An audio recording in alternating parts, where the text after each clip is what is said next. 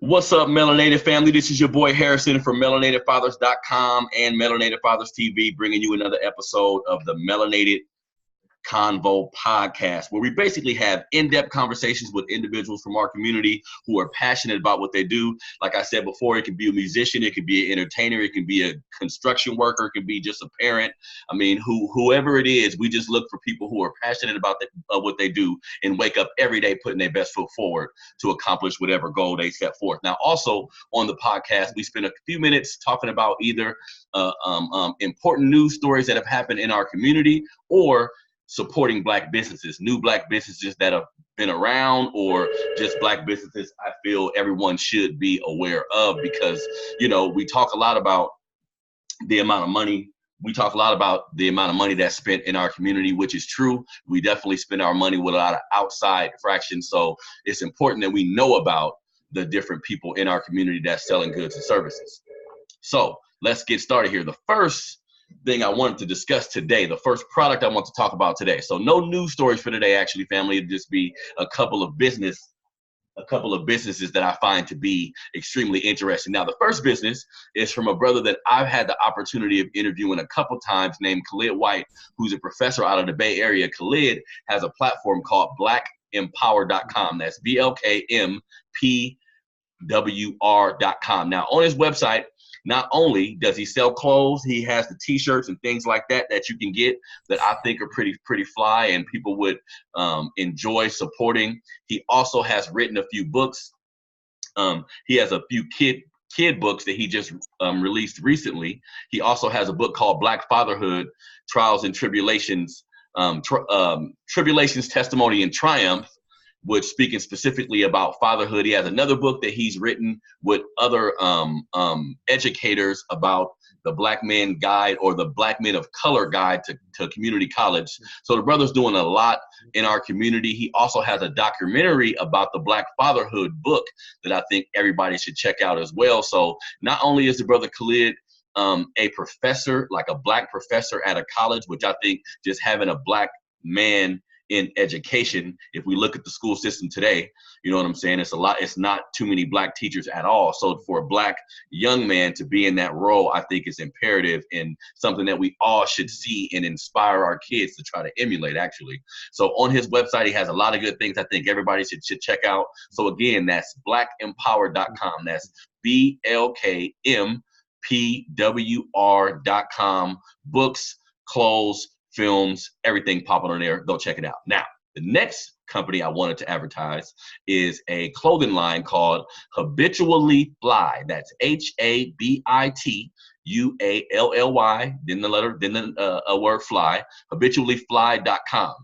I just found this website today, and like I said, man, this is important, y'all. Like, when we look at spending our money, when we look at economics in our community and how fucked up it is to a degree, before we spend our money with anybody else, I would employ all of you to just look for someone who looks like you that sells the same product. Now, of course, you don't want to downgrade the quality of what you're purchasing just because the person is Black. That is counterproductive to a degree.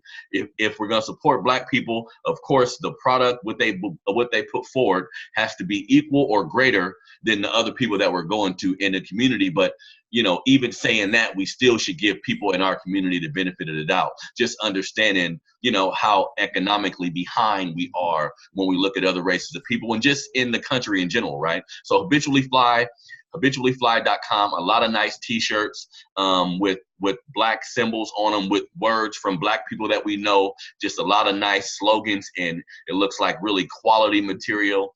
They have mugs and hoodies, just a different variety of clothing that you can buy for women. They have kids clothes as well. Some Wakanda hoodies that I'm looking at right now, that's pretty fly. So everybody hearing the sound of my voice, please go to habituallyfly.com. Check out the clothes, check out the shirts, a lot of the different accessories they have on the website. Support them. Tell your friends about them too. So if there's people you know and that's another job I think it is of all of us. We spend a lot of time gossiping about bullshit or talking about things that don't really matter. If you know about Black businesses, if you know about somebody Black doing something positive and you're on social media, advertise their business, talk about them. Bring that up when you're conversating sometime about, you know, the entertainment world or a lot of the other things that we spend our time talking about on social media that really don't give a damn, you know, that really don't matter when we look at the grand scheme of things. So habituallyfly.com, go to the website today, check out what they're doing. Now, for our interview today. Now, just like I said last podcast when I was speaking to the brother Khalid White, when I first started my platform, I started this off as a website where I interview fathers about what we go through, about how they deal with different things. Just being a father of 5 myself, understanding the perspective of like a progressive father and somebody that's trying to do the right thing cannot just benefit me, but I felt like that could benefit the community. So while doing that, I got the opportunity of interviewing this brother that we're going to talk to today. And not only was he, because, you know, being a 39-year-old Black man, of course, I'm, you know, severely immersed in hip hop culture. So, you know, I've been fucking with hip hop for a real long time. So I understand the layers. I understand the wordplay. I understand how that industry works. So meeting this brother, he was not only a hip hop artist, he was bringing a conscious message, which if anybody knows hip hop and follows it, it makes the road to success that much difficult, I think.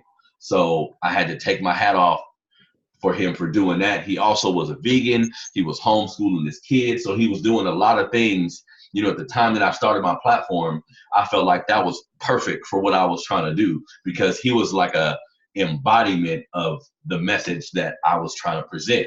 And since we've connected, I've continued to follow the brother, and he's continued to say what he mean and mean exactly what he say and do exactly what he talk about in his music when it comes to being a vegan, when it comes to how he lives his life. Now, of course, when we are on these platforms and we talking, by no stretch of the imagination am I saying anybody I speak to is perfect. We all have problems. We all going through different shit in life. But if you putting your best foot forward, if you trying your best to crystallize your third eye so you can see things that go on in our community from a different perspective, that's golden to me. So more important than money sometimes, just the path I see somebody on is really inspiring. So on today's episode of the Melanated Convo podcast, we have my boy, Mr. Lewis. How you doing today, Mister? I'm doing pretty good, my brother. How you doing? I'm doing good, man. Just like I said, bro, we spoke before and we had the opportunity of doing the interview that was written. So we didn't get an opportunity to kind of get the natural flow of things and the feel you get from when you're hearing somebody talk opposed to seeing it written down on paper. You feel me? Right. Yep. So I Definitely. want to bring you back on, man. Talk about everything you've been doing. Talk about your music, how everything's been going with that. So first off, I want to backtrack a little bit. Some of these things I may have asked in the first interview, but people who didn't read that, I want to like reacclimate them with who you are. So tell everybody where you're from. I'm from Sacramento, California.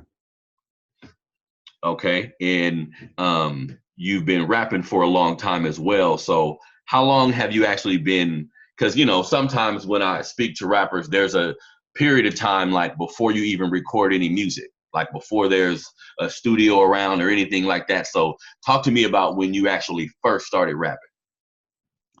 Okay, well, yeah, I actually started off doing some poetry. So I was just writing um just how I was feeling. I was just always just writing, what was on my mind. And it was always some just feeling type of stuff. You know what I mean? Like I was always in my feelings, I feel like just always just trying to better myself or thinking about how I could do better or just anything like that, just problems or issues that I had, I would just write it down. And I was doing that for about, man, let me say like probably like 4 or 5 months before I actually started recording music. Hmm. And when I started recording music, it's crazy because like now when I see people um and they say they don't have the means to recording, it's just funny to me because I'm like, I started off with a headset. Like I used to record myself on like a computer headset, Mm. and just the cheapest computer I had, it was like $100 little Dell desktop. And I used Audacity. I didn't know what I was doing, but I just started off doing the bare minimum. Like, so it was just like, I just wanted to get uh, my message out that was in my head. So, Mm-hmm. and I wasn't scared of the process. I wasn't scared of, looking a certain type of way to people, thinking like, oh, your stuff doesn't sound good and all that. I just was like, man, I'm just beginning, I'm just starting, and this is where I'm at. So Mm-hmm. yeah, definitely. And I think it's important you mentioned that a couple things that you said, because I think a lot of times when it comes to just attempting to follow a dream or attempting to see something through, I think a lot of times we are our worst enemy. You know what I'm saying? And a lot Right. of the things you just mentioned, I've heard people say those things to themselves, and that's pretty much like a self-defeating type of attitude, because you're right. Whenever you step out of the box and you're doing something out of that isn't in the traditional sense what people typically do. I mean, if you find a job somewhere or if you're working somewhere, people don't tend to critique that as much as you attempting to do something that's creative and on your own. And just like you said, everything is a process. And people critiquing you or having tough skin rather is something that you have to learn if you're going to be in a position where you're presenting people your ideas, whether that's in like writing, whether that's music, whether that's in fashion. If you take your time and put something together and it comes from your frame of reference and your way of thinking, presenting that to people can be difficult. You know what I'm saying? I've even heard guys say that they rapped for a long time, but they didn't let nobody hear it for a long time too. You know what I'm saying? Yeah, I yeah, think, yeah. yeah, I think that happens a lot where we're not sure about how what we're doing is going to be received. But as you're doing now, I see you progressing a lot, brother. And it just, to me, that's a testament to, you got to just step out on a limb and, trust the process, just like you said. Exactly. Yep. Now, also, so when we talk about hip hop, like I was saying in the intro, we growing up listening to hip hop, all of us have listened to a particular type of music.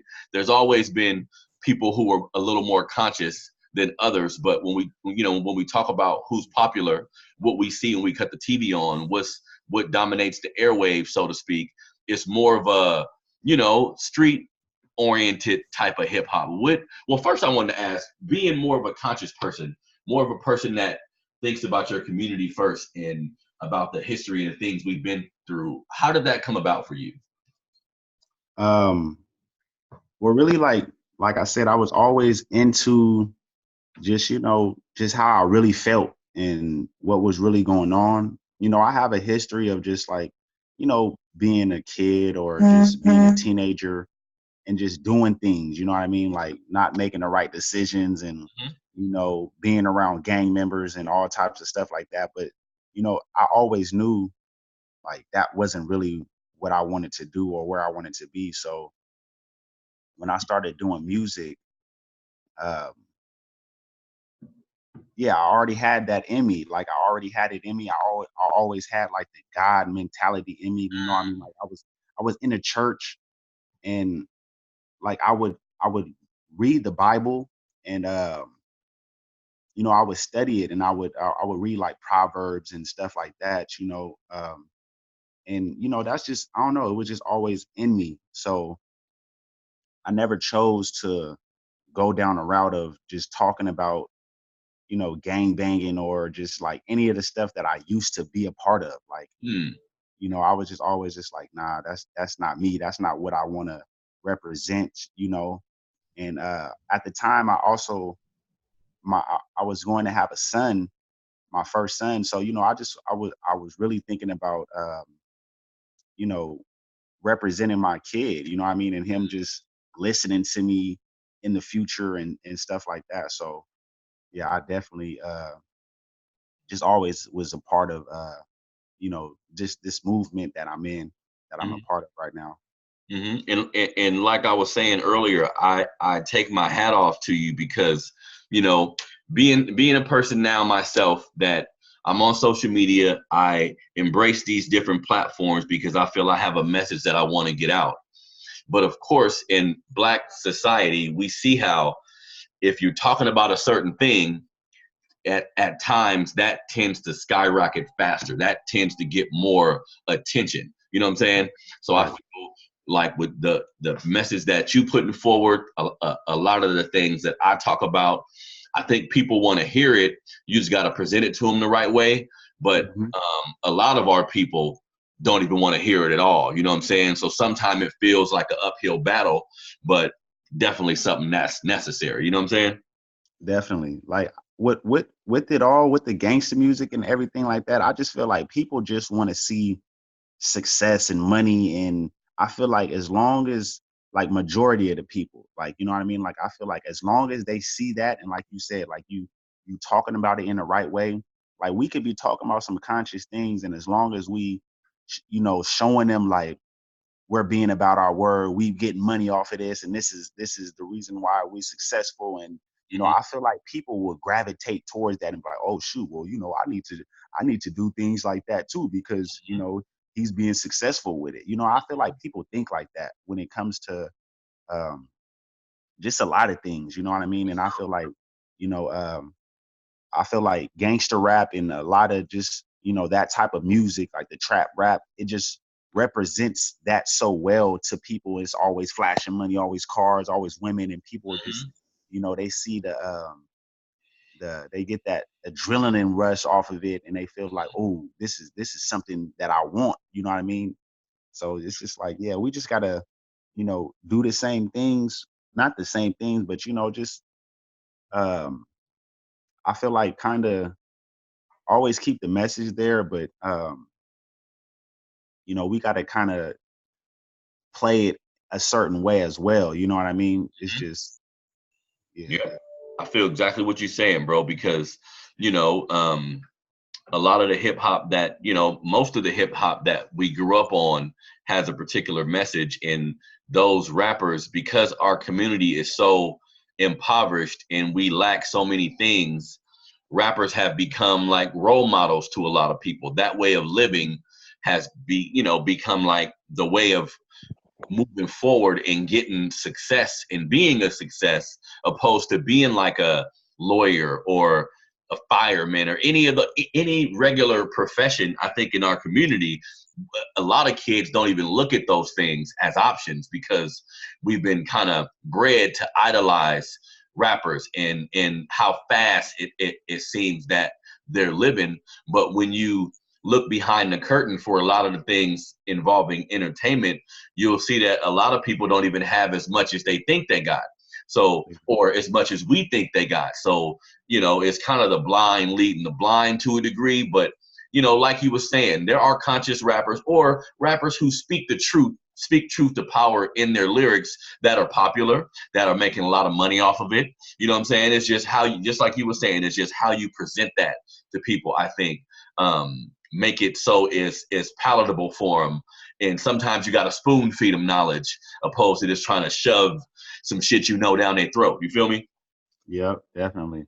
Now, I was listening to Better Days, the album. I found it on Tidal, and I really enjoyed the tracks and just a lot of the music you present, bro. And I'm always listening. And being a guy who, as much as I like Talib Kweli and some other the conscious dudes, if you go to my phone, it's probably gonna be more of a street oriented rap. That's just kind of what I've liked more throughout my life. But listening to your music, the sonically it sounds good. You feel what I'm saying? Sonically, it's right there with a lot of the other shit that I listen to. Is just your message may be a little bit different, but the 808, the sound of the music is still there too. So how important has it been for you to like incorporate? Have you ever been tempted to incorporate like the little talk box machine, or have you ever been tempted to make a record that sounds like what's going on right now? Because one of the biggest things that I don't like about hip hop right currently is everybody follows like the same trends. It's not too Right. many people stepping out and doing different shit. So have you ever been tempted to say, you know what, I'm gonna do this conscious shit to a degree, but I'm gonna change it up and kind of do what I hear on the radio or something like that? Yeah, I feel like I've been tempted, or it's came to mind, you know what I mean? But um really it's just with the beats, you know what I mean? Like that's really what I feel like, if anything, I would change with my music.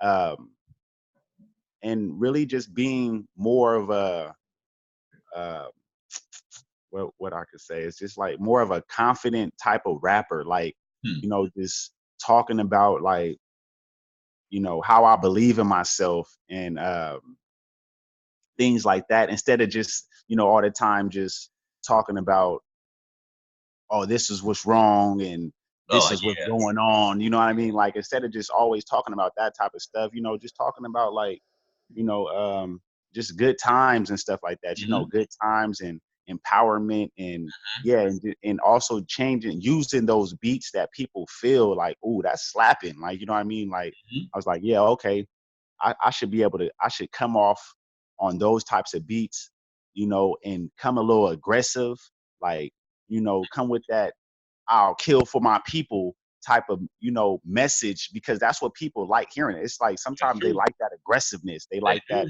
do.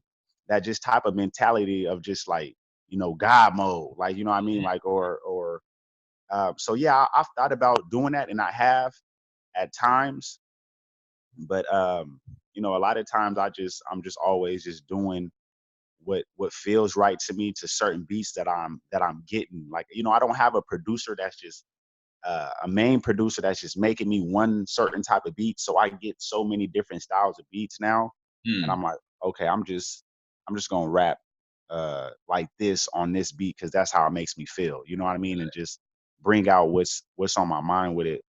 But yeah, I definitely thought about it though. Like, even just playing around, like, I'm like, sometimes I'm like, oh, I'm about to make a song that's just like, just that's just not on anything that I be doing, just to be funny. You know what I mean? Just to see Mhm. what people gonna say, and just to make it seem like this is easy to do. Hmm. But yeah, I never did it though. Okay, okay. Now, listening to your album Better Days, which is available now, everybody, you can go get it. Better Days. I got it on Tidal. Is it on Apple Music and everything too? All the streaming platforms? Yes, sir.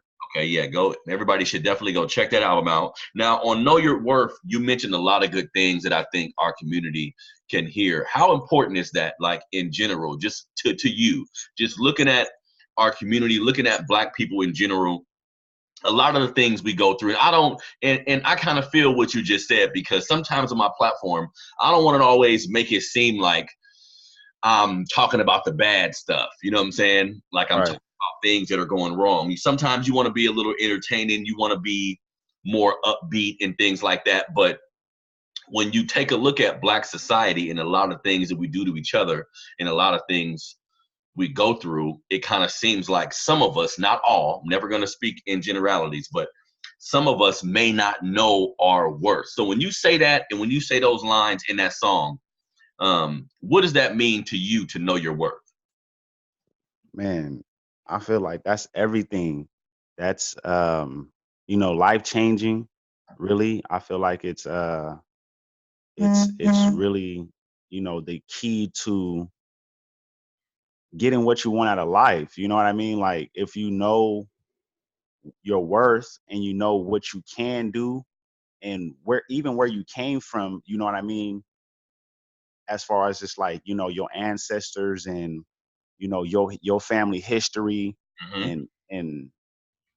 and things like that, I feel like you'll be able to accomplish more in life. Like, you'll be able to just, you know, um, really do something that matters. Like, you know what I mean? Instead of just out here just not caring, not thinking, and just doing as you're told, or what you see is just the thing to do. Like, so, you know what I Hmm. mean? I just feel like, knowing your worth would definitely, change a life. Hmm. Definitely. And it sounds like you're also saying, knowing your worth is first like knowing who you are. Right. Yes, You know, sir. knowing there's, I think, because I think a lot of people in our society, I'm speaking about Black people specifically, when it's time for them to come to terms with some bad things that are going on in their life, or if they want to turn over a new leaf, a lot of people turn to religion and they begin to use that faith to kind of guide them through negative things they've been through. And I think, like, ultimately, even though I'm not a religious person, I think ultimately, if that's going to get you through a situation, if that's going to get you over whatever hump that may be in front of you, I'm all with that. But I think sometimes, well, shit, all the time, I think going inside first to kind of see what's going on with you, to kind of learn your family history, learn the history of your people a little bit, learn, like, going inside first, I think helps you opposed to going straight outside of yourself to find some type of relief. I think that's kind of the American way. When some shit's happening to you, you're going to look outside of yourself for the answer, when a lot of the times it's been in you the whole time. You feel me? Yeah, because it's like, a lot of the times when people dealing with things, they not they just dealing with it. You know what I mean? It's like, this is me. Like, I'm going through this, and you making decisions based upon like what you want to do and how you feel. But as soon as something goes bad, it's like, oh, help me. You know what I mean? Like, help me, God, or the devil's doing this to me. You know what I mean? They just start blaming things on like you saying, like those outside sources, or trying to bring in some outside source when when you just regularly living your life and doing what you're doing, like, it's all about you. You know what I mean? You going all on the feelings that you have on the inside, and things like that. So And the reason why I brought up, like, knowing your worth, knowing who you are inside, because, brother, when I watch you and I see, and I want to talk about you homeschooling your kids. I want to talk about you being a vegan, because, to me, there's different levels of being, I don't like to say conscious all the time, but an aware person, like aware of what we go through, aware of what you put in your body, just a complete level of awareness. I right. think there's levels to that. But when you look at somebody who can not eat meat, who can focus on homeschooling their kids, I mean, this is to me personally, this is a higher level of the game right there. That's something that a lot of us haven't even grasped the idea of doing this for ourselves. You know what I'm saying? So talk to me about being a vegan, like not eating meat, the dishes you make, about, you know what I'm saying, homeschooling your kids. How have you seen your family benefit from all that? Man, you know, becoming plant-based and changing my diet really changed my mind, um, on a lot of things. Like, it really did make me more aware of just life in general. You know what I mean? It made me more aware of what I was putting on my skin, what I was brushing my teeth with. Um, just, it made me more aware about, like, what was going on with the planet. You know what I mean? Like, it made me more aware about my actual feelings and how I feel and why I feel a certain type of way, just, and that's the crazy thing about it. Like, just changing my diet really changed all that about me. Mm, It made me want to start growing food. You know what I mean? It made me get into that and see growing food as a skill that we should be able to, that we all should learn. Like, it should, I feel like now it should be a necessity that we learn how to grow food in our lives, because food is so important to us. mm-hmm. Then just thinking like that made me think about building houses, and just skills in general, like those foundational skills that help us live today. You know what I mean? Like, having a house, you know, electricity, food, even clothing, all those basic necessities, shelter, water, food, and clothing, like those basic necessities. I feel like it opened my mind to be like, we got to be able to create these things for ourselves. Like, what I mean? We got to be able to build these things for ourselves. So, becoming plant-based really changed my mind and my lifestyle over to those types of things. And you know, as my mindset changed into that, I also took my kids and my family into the same, you know, lifestyle. You know, it was kind of hard, definitely hard. You know, it was hard on me. So, you know, it's definitely hard on my 3 other kids that I had, you know, trying to get them to be able to change their lifestyle and their diets as well, you know what I mean? As far as my lady, you know, so it was a big transition for us. But yeah, it just started putting in my mind like, you know what, I gotta put this stuff into them early, so when they do get older, um they don't have to go through the same things that I went through. You know what I mean? It made me start thinking about culture, because that's what this is all about. You know what I mean? It's about how we are raising ourselves up in our family, and what we're building together. So, you know, I started thinking about that, you know, like, man, I got to teach my kids, or at least guide them in a direction to where they can be be interested in growing food or building, fixing things, either cars, or, you know, just having some type of skill, to where, you know, we don't have to depend on nobody. They don't have to depend on a job. They can always, you know, say, oh, I know how to do this and I can work for myself, and I could just, you know, just be in that mentality. So yeah, Yeah. it was a big change for me. Yep, and that's why I want to bring you on, bro, because we have a, you know, I think, you know, there's so many issues in our community that we deal with. Finances, you know, some of us not having fathers in our house, not eating correctly. So we have there's a whole bunch of categories of different things that we're dealing with. But to see you actually putting your money where your mouth is, so to speak. And I'm watching you on Facebook and shit, bro. A lot of things you doing with your kids, you showing them how to cook. I'm like, damn, these are some life skills that should actually be in school. You know what I'm saying? Definitely, These, definitely. these are things that you should be teaching kids in school. And to see you actually taking the time to do it with your kids, that's definitely been beautiful for me to watch. Now, about the homeschooling, you still been homeschooling your kids too, right? Yes, sir. Yes, sir. Okay, and has that gotten easier, or has that been like trying for you? Yeah, that's actually gotten easier. You know, just teaching my my son how to read, you know, that was kind of hard at first for me, you know, just because I didn't know how to teach anybody how to read, you know what I mean? Like, I didn't know the best way to go about it. But you know, I learned and I watched videos, and I bought some like, you know, phonics and um all types of little things, you know, just to try to help my son learn how to read. So now that I did that last year, it just helped me be able to do it now, because I have 2 girls. Hmm. So, you know, they're both going to be getting older and doing the same thing. So it's just like I just learned how to you know, take that same formula and concepts and pass it down to my little ones, you know. So it has definitely been a difficult thing to do, like I said, because I didn't learn this from anybody. You know what I mean? I didn't My mom and dad didn't homeschool me, and Hmm. nobody was like, yeah, you should homeschool your kids, and was like, you know, it's just something that I decided to do. And I mean, another reason also why I decided to homeschool the kids is because of the shots. You know what I mean? Like, I was like, I'm not gonna give my kids these vaccines and, you know, Yeah. do all this stuff. Like, so I'm a homeschool them. You know what I mean? And then and just the journey began.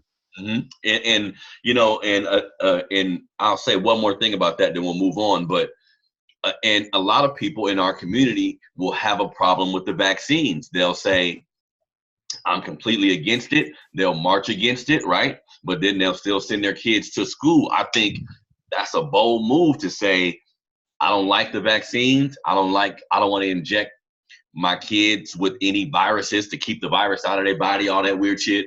I'm gonna Yeah. just keep them at home and do it myself. You see what I'm saying? So, Yes, sir.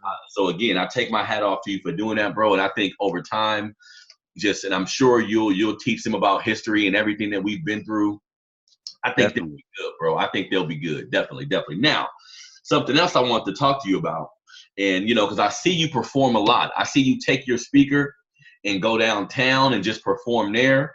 To me, Right. which that's real admirable to me, because you could just be making your music in the studio and release it that way. You know what I'm saying? But going out on the street and performing for people, I think that kind of builds up showmanship too. I was looking at you like, damn, that can actually help them when it's time to perform on a big stage or whatever. But I see you at the Black Food Festival. I see you at all these other events that are, you know, put together by our people, and I'm seeing you everywhere you can perform, man. How has those experiences been? Yes, it really has helped me. You know, doing street shows has really propelled me to the artist that I am today. It really has helped me get comfortable with being on stage and being in front of people, because there was a time when I was really, you know, nervous about going out there by myself. Hmm. And you know, always was thinking something was going to happen, or you know, just anything negative, you know what I mean? Like I was always thinking something negative about the situation at first, but you know, just overcoming that, you know, helped me with a lot, you know. But even before I started doing that, like I was already doing street shows with my dancing, but that was also another confidence thing that I didn't have. Like, you know, I had it, like I was never afraid all the way of, you know, being nervous and not really confident about my dancing skills or anything, but I was still, you know, put it out there. I would still go to battles and stuff like that. So, you know, the dancing really helped me with transitioning to the music and being like, okay, I'm gonna do the same things with how I was doing with dancing. I'm gonna come out here, I'm gonna do these street shows. And then but even before I started doing the street shows, I was always walking around the parking lot selling CDs. Like I was in Walmart passing out CDs and just doing things on that level. Like, you know, if I go to the gas station, get out the gas station, I'll see somebody, I'll be like, hey, you trying to buy a CD? Or leaving stuff places. And you know, like I've always been um, I always worked like that with my music. You know, I feel like that's just the best way to get things out. Mm-hmm. You know, it had me think about like, you know, I don't need no label, or I don't need all of this stuff, you know, to do what to do what I'm doing. You know, I just need to believe in myself and have some promotional things and really focus on marketing and promotion to be able to get myself out there more than anything else. So yeah, street shows really help with that, you know, and uh, you know, going to these black festivals and food festivals and stuff like that. Like, man, that's just what I love doing that. Like, you know what I mean? Like that's where I really want my support to come from, you Mm, know, because it's like I do what I do for the family, for my people, you know what I mean? And then, you know, then everything else is universal. You know what I mean? Like it's so like I really look for support and love from the black community more than anywhere else. You know what I mean? So it's just like that's just where I see myself. And I'm you know, I kind of be disappointed at times. I'm not gonna lie. Like I'd be disappointed at times from the support.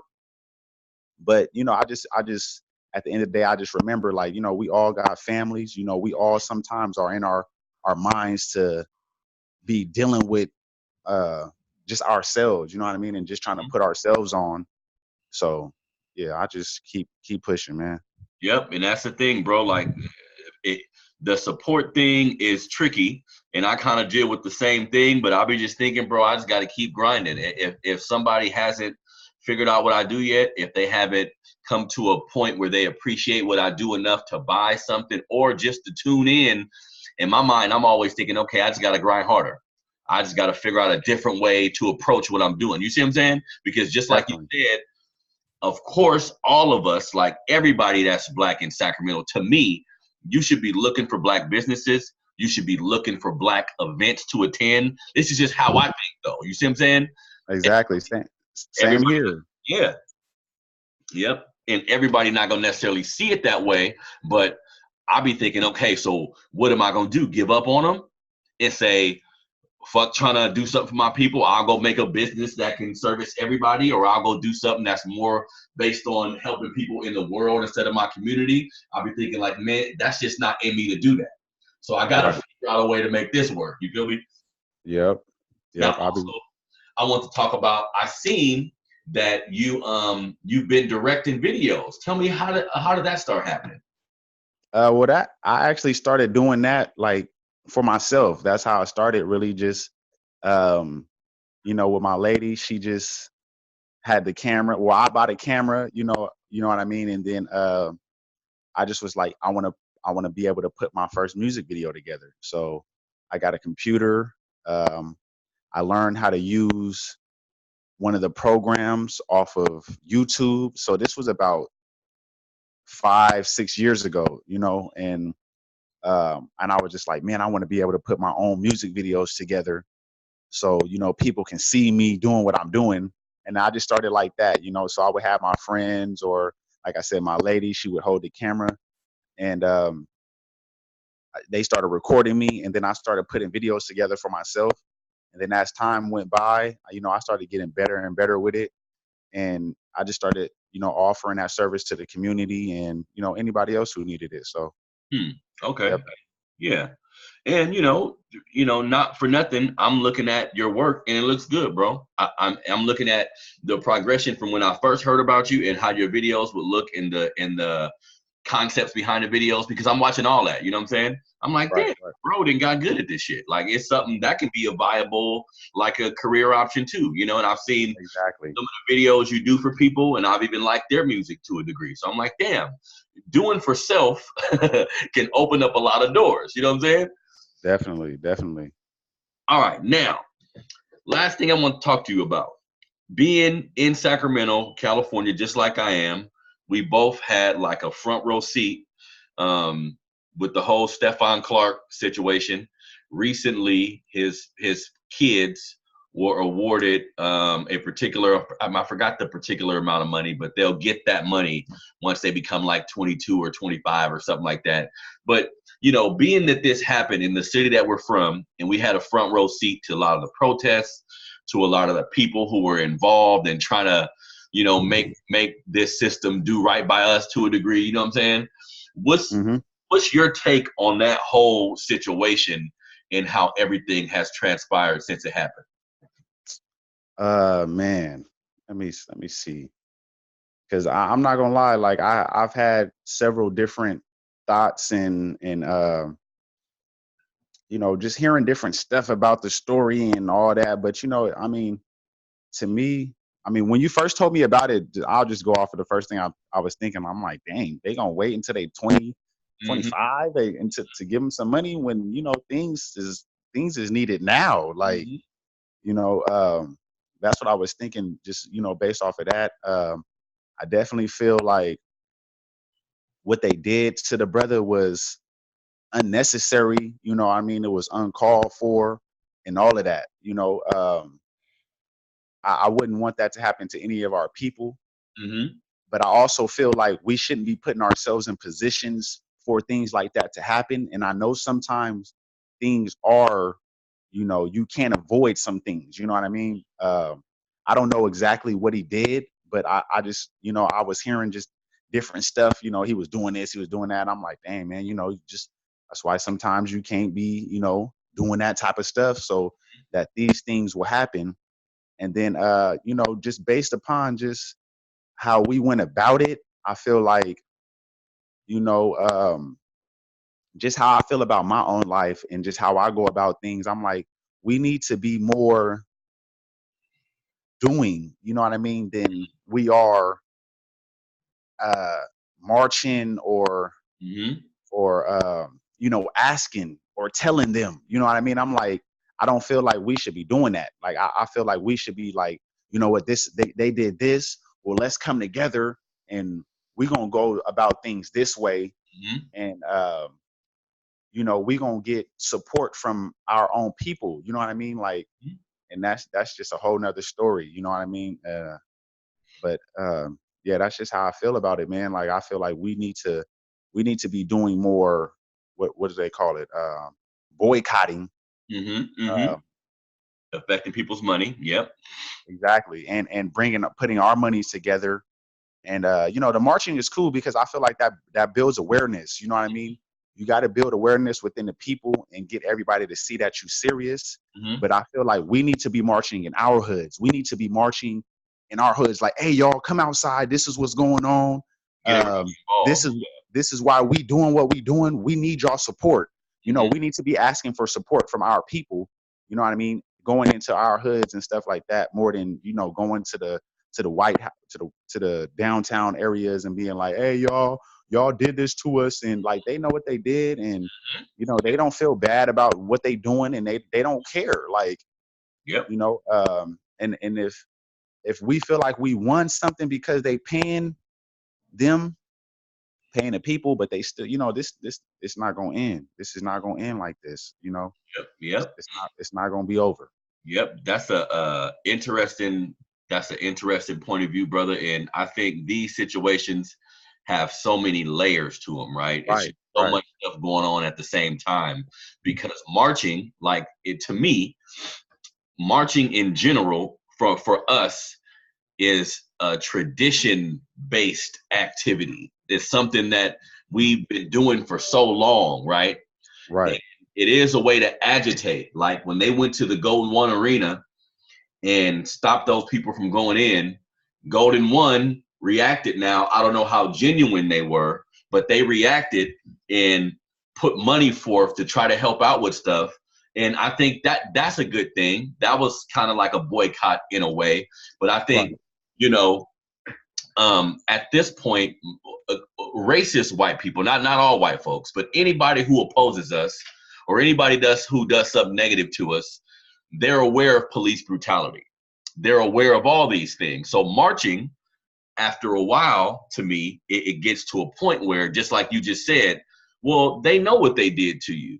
You don't gotta march about it. You can be quiet, come together and decide on an action that you'll take. Now, when I see people marching, though, like I said, it's such a layered situation. When I see people marching and taking the time out of their day to put forth this effort, I can't be mad at them, because they are doing something. And I know it's a lot of people who just don't give a lot of black people who just don't give a fuck altogether. They ain't gonna march. They ain't gonna support a black business. They ain't gonna speak highly of black folks. They ain't gonna do none of that. You know what I'm saying? So I understand it to a degree, but in 2020, my opinion is, if next time we get killed, next time we get harmed, we quietly gather up and decide who we gonna boycott. We decide what we gonna build, but we're not gonna go ask nobody for nothing. Because like you said, to a degree, you out there with a sign saying, look what you did to me. Well, the police are out there. They're monitoring the situation. Right. The same people that we're doing this against, the same people who fucked us over, they just sit back watching us. In my mind, they're kind of thinking, okay, just let them get some steam off their chest. Just let them be out here for a minute. They'll go home and it'll be over. You know what I'm saying? Because they went to the DA's office all those days in a row. And again, they're taking their time, and time for me is one of the most important commodities I got, if not the most important commodity. So if you're taking your time to go down there and to march and then bang on her door and all that, I commend that to a degree. But let's look at it in hindsight. Those cops weren't convicted. The DA who was involved, she got reelected. You see what I'm saying? So to a degree, some of that was like for nothing almost. So like you said, some of the strategies we use may have to be changed up. But at the end of the day, I'm with my people. You see what I'm saying? If it's a march we gotta do, if it's something we gotta do it. Because what I don't want, and what I see happening a lot of times just in black society and black culture, this new cancel culture, where once somebody black do something you don't like, it's like fuck them and fuck everything they did. And I don't think that's fair all the time. We need to know how to disagree with what we do, but at the end of the day, say, I got your back and I'm there for you. You feel me? Exactly. Because we as individuals don't always do things that people like. You know what I mean? Like, we sometimes just be out here just doing for ourselves. You know what I mean? Not really thinking about nobody else but ourselves. And, people ain't gonna like it all the time. But yeah, you just got to know who has a good heart, who has good intentions, and you rock with those people. There you go. There you go. Like you saying, and that's how I was feeling too about the situation. I'm like you said, time is important. Time is money. And when you think about the officers and in that situation. Like, they getting paid for being out here, y'all marching, and y'all doing this every single day, every week, all week. Y'all paying them. Like, ain't nobody thinking about that. Like, ain't nobody thinking about the fact that the officers are getting paid. We putting money in a pocket for being out here not doing nothing. Like, Mm-hmm. not that we not doing nothing, but I I'm know saying, what you mean. I mean in the sense of, like, we're not really, like, I'm more with the, like, if we gonna do something, we gonna do something. You know what I mean? Like, if Mm-hmm. not, we ain't gotta act like we gonna do something. Like, Because I don't want violence or anything like that. Like, who wants to be in a violent encounter? right, However, you can't approach a damn beast with a picket sign. You can't approach a killer with a goddamn knife or a handshake. You got to approach him the same way he approached you. Now, how that looks, I don't know, but you got to fight fire with fire sometimes. If somebody punch you in your mouth and you just say stop, if they know all you going to say is you going to come and you're going to be like, just don't do that to me again, and you're going to talk to them about it, well, they're going to keep hitting you. You see what I'm saying? right, So do I think black people as a whole is ready for some type of revolution? I mean, unfortunately, I don't, but right. I don't know what, you know what I'm saying? Something going to have to give. Exactly. We got to get our power up. You know what I mean? We got to Mm-hmm. get our power, like our actual force. We Mm-hmm. need some force. We need some economics. We need some more people. We need numbers. Mm-hmm. We need we need some politicians, and we need people in that lane as well. You know, Of course, yep.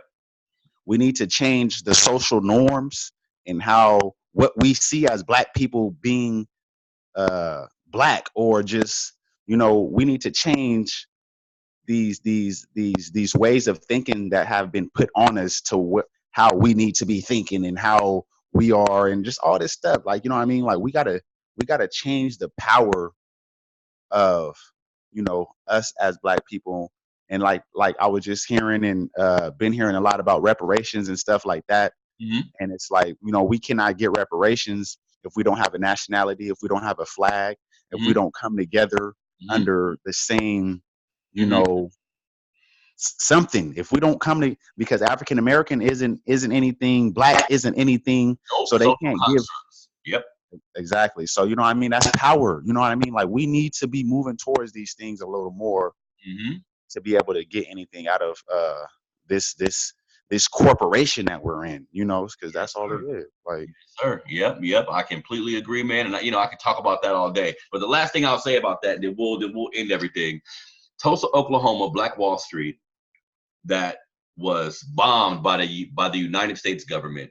That was a beautiful situation. These black folks had schools, banks, uh, uh, everything, grocery stores, hair salons, everything you need to function in society. But you want to know the one store they didn't have was a damn gun store. You feel me? right, So we need right, to be aware of, we gotta have a military side of us too that handle shit. You feel me? So exactly. I want to thank you, brother, for coming on the podcast, man, and sharing your story. I'm inspired by the fact that you keep going, by the fact that you live exactly what you be talking about. You know what I'm saying? Everybody, please go out there and support the brother.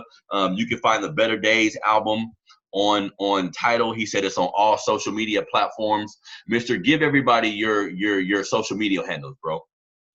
It's Mr. Lewis, MAPostropheSTERLEWIS. On Instagram, YouTube, on everything. You should be able to find me with that, Mr. Lewis. And yes, on Spotify, all that. I'm coming out with another EP, Rebuilding the Culture Part 2. And it's going to be a lot more aggressive. It's going to be a lot more just uh, straight to the point. So yeah, I hope y'all check that out and continue to rock with us. You know, Shout out to the Melanated Fathers. And we gonna keep things going.